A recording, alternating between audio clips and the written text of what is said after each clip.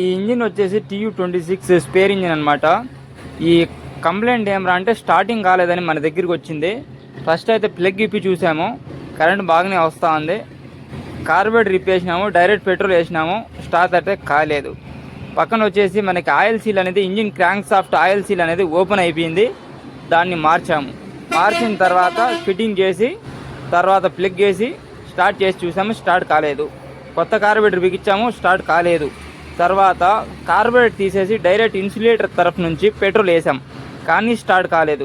మళ్ళా ప్లగ్ అనేది మార్చి ఉన్నాం, కానీ స్టార్ట్ కాలేదు భయ. స్పార్కింగ్ అయితే జబర్దస్త్ ఉంది, క్రాంక్ సాస్ బాగుంది, బోర్ బాగుంది, పిస్టన్ బాగుంది, కార్బోరేటర్ బాగుంది, అయితే కూడా స్టార్ట్ కావటం లేదు భయ.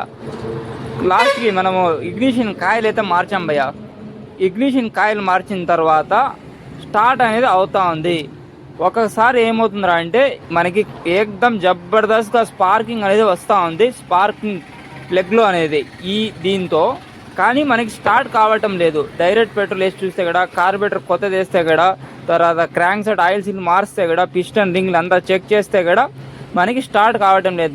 స్పార్కింగ్ అనేది చూపిస్తూ ఉంది పిల్లలు, కానీ స్టార్ట్ కావటం లేదు. అంటే మనకి ప్రెజర్ మీద కరెక్ట్గా స్పార్కింగ్ టైం అనేది రావటం లే.